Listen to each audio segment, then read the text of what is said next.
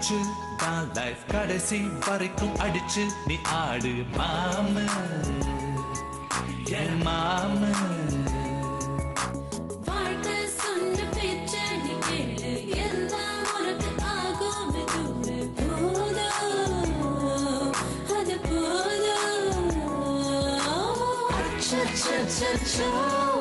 ஏதேதோ ஆயாச்சோ அட 5 நிமிஷத்தில் இருந்த இன்பமும் பறந்து போயாச்சோ.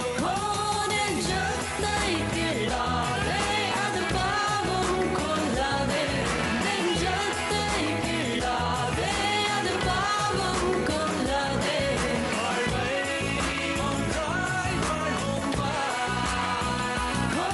நெஞ்சத்தை கிள்ளாதே அது பாவம் கொள்ளாதே நெஞ்சத்தை கிள்ளாதே அது பாவம் கொள்ளாதே வாழ்வை ஒன்றாய் வாழ்வோம் வா.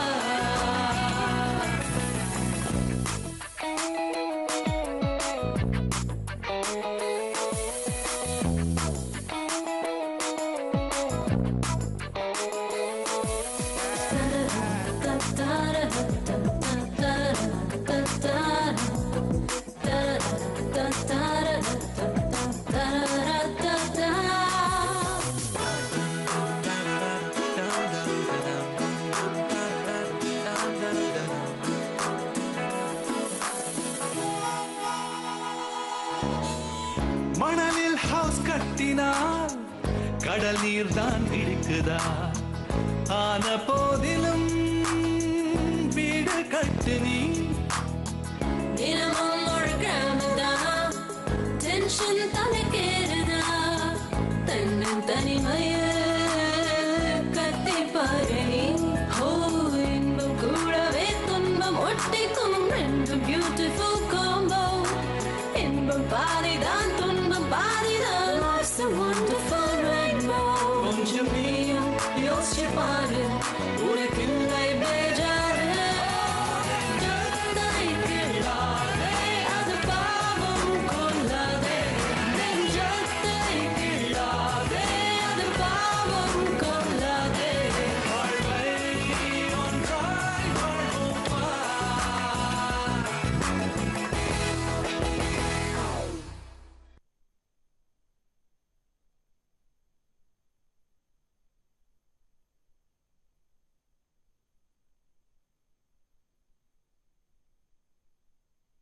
உனக்கும் காவியாவுக்கும் நடுவுல நம்ம மேனேஜர் சுஜாதா தான் புடவை கட்டின எம்என் நம்பியாரா இருப்பாங்க.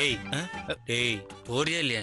பிருந்தாக்கா அண்ணனுக்கு அவர் மனசுக்கு பிடிச்ச மாதிரி அவரை நல்லா பாத்துக்கிற மாதிரி ஒரு நல்ல பொண்ணு அமையணுமேங்கிற அக்கறையில தாங்க அப்படி பேசினாங்க. அக்கறையில பேசுறதுக்காக மத்தவங்களை அலட்சியப்படுத்தி பேசணுமா என்ன? இதோ பார் சந்தியா, உனக்கும் உங்க அண்ணனுக்கும் உங்க அக்காவை பத்தி புரியுதோ இல்லையோ, ஆனா எனக்கு ஒரு விஷயம் நல்லா புரியுது. உங்க அண்ணனுக்கு எப்படிப்பட்ட பொண்ணு வேணும்னு மல்லிகை கடை லிஸ்ட் மாதிரி ஒண்ணு கொடுத்தாங்களே, அந்த மாதிரி ஒரு பொண்ணை பார்த்து அவருக்கு கல்யாணம் பண்ணி வைக்கணும்ன்ற அக்கறையை விட மத்தவங்க யாரும் அவருக்கு பொண்ணு பாத்திரக்கூடாதுன்ற கெட்ட எண்ணம் தான் உங்க அக்காவுக்கு ஜாஸ்தியா இருக்கு. அதனால உங்க அண்ணன் கிட்ட சொல்லி வை, அவங்க கிட்ட ஜாக்கிரதையா இருந்தா அவருக்கு தான் நல்லது. அதே சமயம் இன்னைக்கு பேசின மாதிரி இன்னொரு தடவை அலட்சியமா பேசினாங்கன்னு வை, அது உங்க அக்காவுக்கு நல்லது இல்ல. சொல்லிட்டேன், போய் படு. ஓ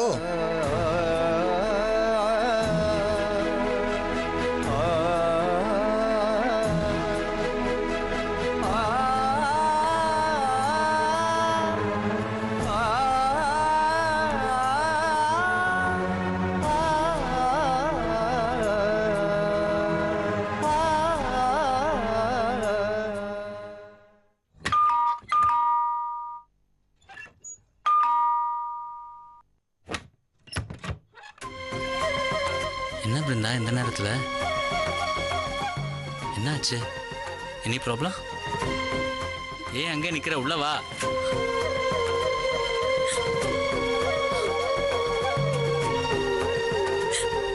என்ன பிரச்சனை? அவரோட ஏதாவது சண்டை போட்டியா? ஏதாவது சொல்லுமா, ஏன் அழுகுற? அண்ணா, உனக்கு என்ன பத்தி நல்லா தெரியும் இல்லன்னு? நான் மத்தவங்கள மாதிரி மனசுல ஒண்ணு வச்சுக்கிட்டு வெளியில ஒண்ணு பேசுற ஆள் இல்ல. எதா இருந்தாலும் வெளிப்படையா பேசிடுவேன். அது மத்தவங்கள பாதிக்குமா இல்லையோன்னு கூட பார்க்க மாட்டேன். என் மனசுக்கு எது சரின்னு படுதோ அது அப்படியே சொல்லிடுவேன். இது என்ன நல்லா புரிஞ்சு வச்சிருக்கிற உனக்கு தெரியும் இல்லன்னு. அதுக்கும் இந்த ராத்திரில நீ கண் கலங்கி நிக்கிறதுக்கும் என்னமா சம்பந்தம்? சம்பந்தம் இல்லாமலையா பேசுற? நேத்து சந்தியா வீட்ல அவங்க மாமா அத்தை கிட்ட நான் எடுத்தறிஞ்சு பேசினதா உனக்கு தோணுச்சா? அவங்கள மதிக்காம பேசினேன்னு நீ நினைச்சியா? அதனாலதான் நான் கூப்பிட்டோம் என்ன போக சொல்லிட்டு அவங்களோட நீ பேசிட்டு வந்தியா? அவங்க எதிரில என்ன அவமானப்படுத்தி அமிச்சல்ல, எப்படி நான் உன்னால முடிஞ்சது? இத கேட்கதான் இந்த ராத்திரில நீங்க வந்தியா? இந்த வீட்டுக்கு நீ தான் பெரிய பொண்ணு. ஆனா சந்தியாவுக்கு இருக்கிற மெச்சூரிட்டி கூட உனக்கு இல்லையே. நான் அப்படிதானே, நான் அப்படிதான். என்ன மாத்திக்க முடியாது. நேத்து நைட்டு நீ சொன்னதுல இருந்து மனசு வெறுத்து போய் உட்கார்ந்திருக்கேன். என் மனசு எவ்வளவு சங்கடப்பட்டிருக்கும் நீ யோசிச்சியா? பிருந்தா, சின்ன குழந்தை மாதிரி பிஹேவ் பண்ணாத. முதல்ல அந்த அழுகிறத நிறுத்துறியா? நிறுத்து. சந்தியா வீட்டுல உன்னை சங்கடப்படுத்துற மாதிரி பேசினேன்னு யோசிக்கிறியே, அது எதனால பேசினேன்னு கொஞ்சமாவது யோசிச்சியா? சந்தியாவுக்கு இப்பதான் கல்யாணம் ஆகி அந்த வீட்டுக்கு போயிருக்கா. அவ அத்தை மாமா பத்தி நம்மளுக்கு ஏதாவது தெரியுமா? அதனால நம்மளுக்கு ஒரு விஷயம் பிடிக்குதோ இல்லையோ, அவங்க கிட்ட நம்ம எது பேசினாலும் பண்ணாலும் அது சந்தியாவை பாதிக்குங்கிற விஷயத்த உணர்ந்து பேசணும். நேத்து மத்தியானம் சந்தியா எனக்கு போன் பண்ணி கூப்பிட்டப்ப கூட எதுக்கு அவங்க என்ன வர சொன்னாங்கன்னு கூட கேட்கல. கேட்டா எங்க தப்பா எடுத்துப்பாங்களோன்னு நினைச்சுதான் நான் வரேன்னு சொன்னேன். ஆனா நீ எதையும் யோசிக்காம படபடன்னு பேசிட்டு போயிட்ட. நம்ம எப்படி வேணாலும் பேசிட்டு போயிடலாம். சப்போஸ் அது அவங்களுக்கு பிடிக்காம போச்சுன்னா அது சந்தியா கிட்ட தானே காட்டுவாங்க. அவளை பாக்குறப்பெல்லாம் நம்ம ஞாபகம் தான் வரும். நம்ம மேல காட்ட வேண்டிய கோவத்தை எல்லாத்தையும் அவ மேல காட்டுவாங்க. அது அவ சந்தோஷத்தை பாதிக்கும். சந்தியாவுக்கும் அவ ஹஸ்பண்டுக்கும் சண்டையை உண்டாக்கும். இது தேவையா? இப்ப என்ன ஆச்சு? அவங்க யாரும் தெரிஞ்ச ஒரு பொண்ணு இருக்குன்னு சொன்னாங்க. சரி, ஜாதகத்தை வாங்கி கொடுங்கன்னு சொல்லிட்டு வந்துட்டேன். அது பொருந்தலன்னு நாசூக்கா சொல்லிட்டு வந்துடலாம்ல. எதுக்கு எங்களுக்கு பார்க்க தெரியாதான்னு அதிக பிரசங்கத்தனமா வார்த்தையை விடணும்? இப்ப புரியுதா? சந்தியாவை எது பாதிச்சாலும் அது நம்மளையும் தான் பாதிக்கும். இது கூடவா புரியல உனக்கு? அதனாலதான் முதல்ல உன்னை அந்த இடத்த விட்டு அனுப்பணும்னு நினைச்சேன். அப்புறம் வேற ஏதேதோ விஷயமெல்லாம் பேசி அவங்க நல்ல வேளை தப்பா நினைக்கலங்கிறத கன்ஃபார்ம் பண்ணிட்டு தான் வந்தேன். எல்லா கலாட்டாவையும் நீ பண்ணிட்டு இப்போ நீ அழுத்திட்டு நிக்கிற. எப்படியும் சாப்பிட்டு இருக்க மாட்ட. முதல்ல போய் சாப்பிடு. இங்கேயே தூங்கிட்டு காலையில போலாம். அண்ணா, நீ சொன்னியே சந்தியாவை பாதிக்கும்னு, அதே விஷயத்துக்காக தான் அவங்கள நான் எடுத்தறிஞ்சு பேசினேன்.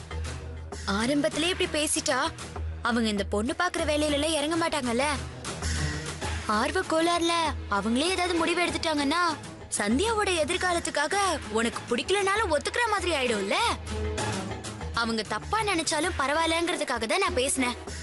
எனக்கு என் அண்ணன் தான் முக்கியம். உனக்கு என்ன பிடிக்கும் பிடிக்காதுன்னு அவங்களுக்கு என்ன தெரியும்?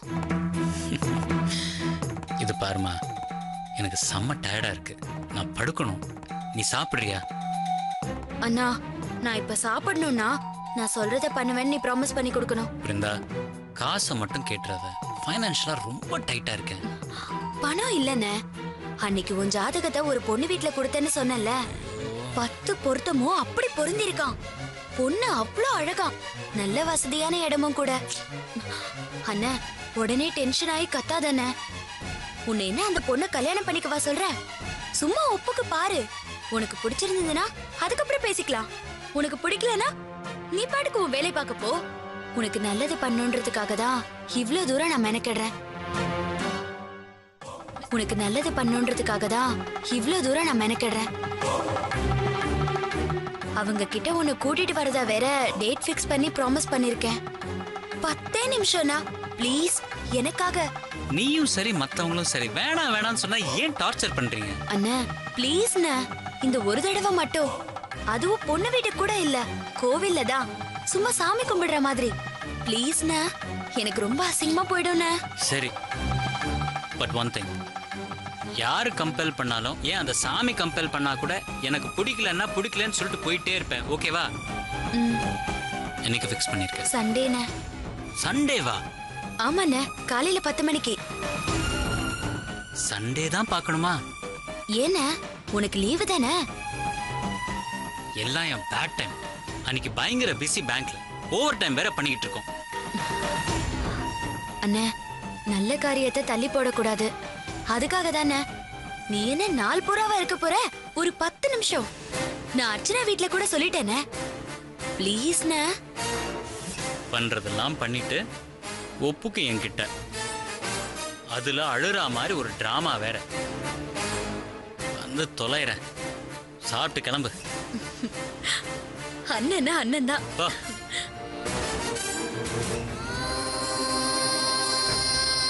இன்னும் இந்த சண்டை என்னெல்லாம் வரப்போதோ.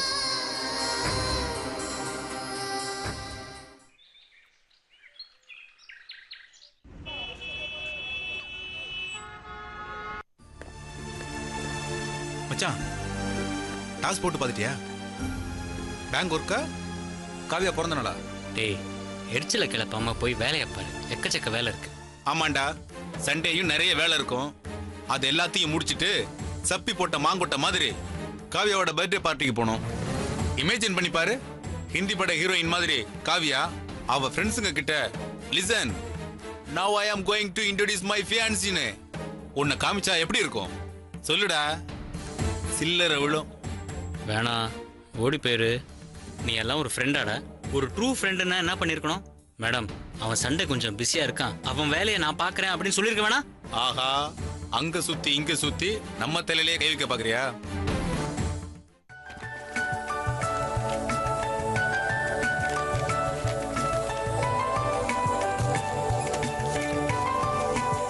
சண்டே என்னால வர முடியாதுப்பா.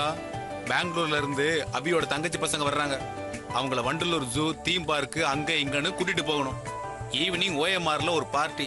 நம்மள ஆள விடுப்பா.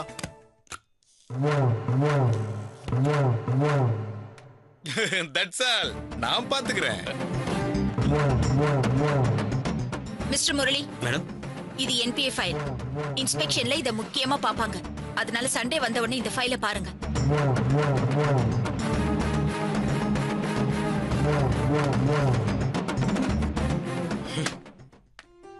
வணக்கம்மா. வணக்கம். Hello sir. Hi. Hello ma'am. Hi Murali. Hi. இதோ வந்தேன். Good afternoon Sujatha. Good afternoon Sujatha. வாங்க ஆண்டி, வாங்க. என்ன பிஸியா? ஆமா, உன்னை கொஞ்சம் தொந்தரவு பண்ணலான்னு பாக்குறேன். ஒரு 10 நிமிஷம். தாராளமா பண்ணலாம். சொல்லுங்க. எங்க ஏரியா பையன் பேரு மதிவாணன். எங்க வீட்டுக்கு பக்கத்துல இருக்கிற ஸ்லம்ல தான் இருக்கான். ரொம்ப நல்ல பையன். அப்பா ஓடி போயிட்டாரு. அம்மா தான் 10 வீட்டுல வேலை செஞ்சு 10 பாத்திரம்லாம் தேய்ச்சு இவனை படிக்க வைக்கிறாங்க. இவனு எங்க காலனில நிறைய வீட்டுல கார் துடைக்கிறான், பால் பாக்கெட்லாம் போடுறான். பாசிட்டிவா வேலை பார்த்துக்கிட்டே படிச்சுக்கிட்டு இருக்கான். எனக்கு தான் பாசிட்டிவா இருக்கிறவங்கள பார்த்தா ரொம்ப பிடிக்கும்னு உனக்கு தெரியுமே. +2ல 1200க்கு 1020 மார்க் வாங்கியிருக்கான். இன்ஜினியரிங் படிக்கணும்னு ரொம்ப ஆசைப்படுறான். ஆனா இன்கம் நகி. அதான் எஜுகேஷன் லோன் வாங்கி தரலான்னு உங்ககிட்ட கூட்டிட்டு வந்திருக்கேன். இதோ பாரு, கொலாட்ரல் செக்யூரிட்டிக்கு ப்ராப்பர்ட்டின்னு ஒன்னும் கிடையாது. ஆனா ஷூரிட்டிக்கு நான் இருக்கேன். ஒண்ணு இல்ல, 100 கையெழுத்து போடுறேன். என்ன, எஜுகேஷன் லோன் கிடைக்குமா? கண்டிப்பா கிடைக்கும் ஆண்டி. இந்த கொலாட்ரல் செக்யூரிட்டி எல்லாம் தேவையில்லை. Original mark sheet, college admission letter, school அட்மினிஸ்ட்ரேஷன்ல இருந்து லெட்டர், இதெல்லாம் இருந்தாலே போதும். ஷூரிட்டிக்கு தான் நீங்க இருக்கீங்களே. ஸ்கூல் அட்மினிஸ்ட்ரேஷன்ல இருந்து லெட்டர், இதெல்லாம் இருந்தாலே போதும். ஷூரிட்டிக்கு தான் நீங்க இருக்கீங்களே. ஆமா, உனக்கு எந்த காலேஜ்ல சீட் கிடைச்சிருக்கு? ஆர்கேஎஸ்ல மேடம். ஓ, என்ன படிக்க போற? Automobile engineering madam. Aunty, RKS காலேஜோட கரஸ்பாண்டன்ட் மிஸ்டர் ஆராவமதன் எனக்கு ரொம்ப நல்லா தெரியும். அவரு ஆரம்ப காலத்துல இருந்தே ரியல் எஸ்டேட் பிசினஸ் பண்ணும்போதுல இருந்தே எனக்கு நல்லா தெரியும். பர்சனலா அவர்கிட்ட பேசிட்டு இவனுக்கு ஏதாவது ஸ்காலர்ஷிப் கிடைக்குமான்னு பாக்குறேன். மதி, நான் சொல்லல, சுஜாதாவும் என்ன மாதிரிதான். மத்தவங்களுக்கு, அதுவும் படிப்பு விஷயத்துல உதவி பண்றதுனா அவளுக்கு சக்கரை பொங்கல் சாப்பிடுற மாதிரி இப்படி இப்படி இப்படிங்கிறதுக்குள்ள முடிச்சிருவா.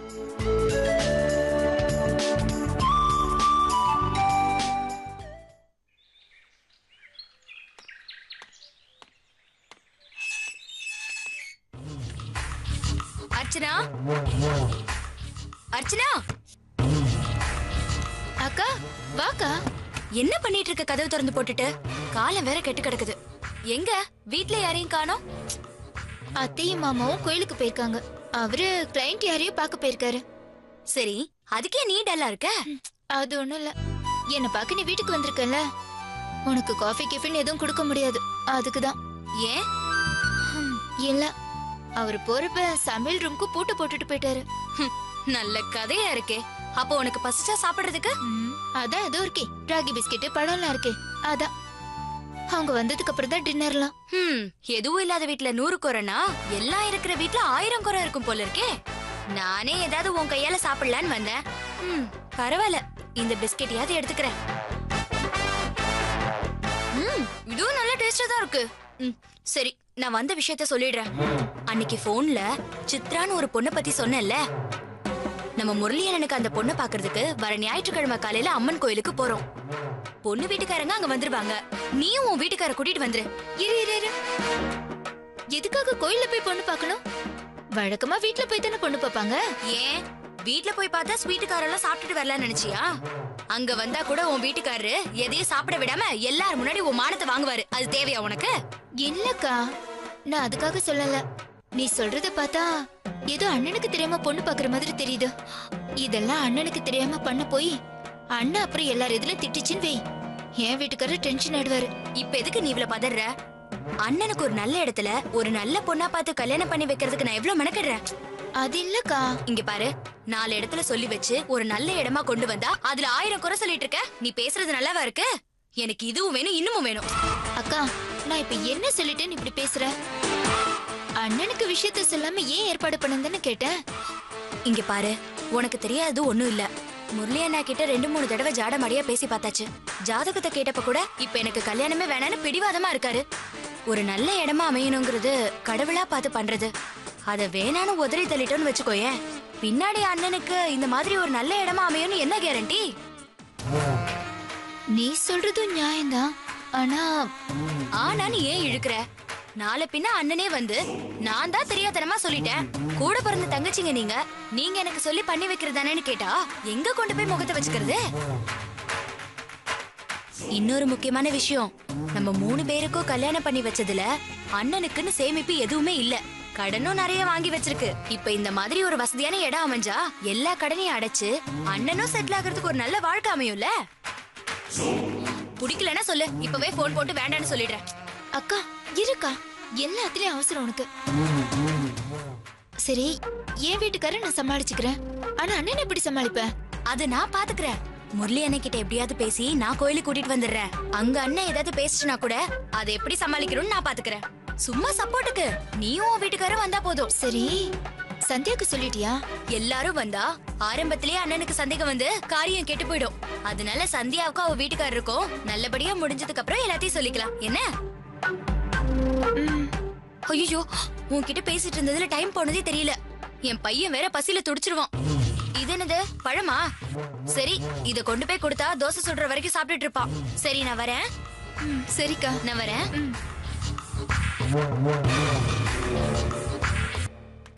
வர அர்ச்சனா. சரிக்கா. எதுக்காக இப்படி அக்கா அண்ணனுக்கு தெரியாம அவசர அவசரமா ஒரு ஏற்பாட்டை பண்ணணும்? எதுலயும் ஆதாயம் இல்லாம அக்கா பண்ண மாட்டாளே.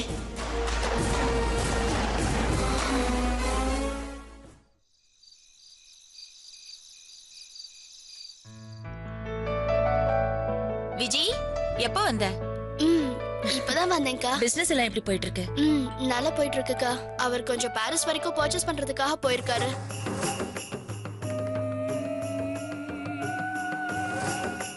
ஈவினிங் வெஜிடபிள்ஸ் வாங்க மார்க்கெட் போயிருந்தேனக்கா. அங்க மாம்பழம் நல்லா இருந்தது, உனக்கு பிடிக்குமேன்னு வாங்கிட்டு வந்தேன்.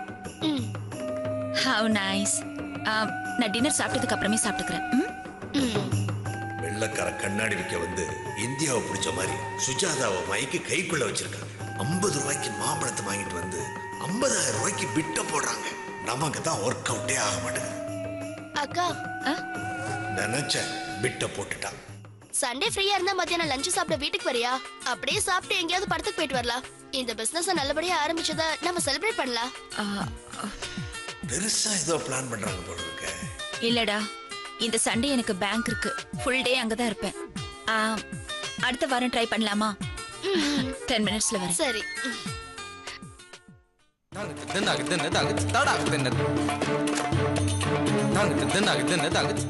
ஏய் என்னடி உங்க அக்காவை மட்டும் ஸ்பெஷலா லஞ்சுக்கு கூப்பிடுற என்ன விஷயம்?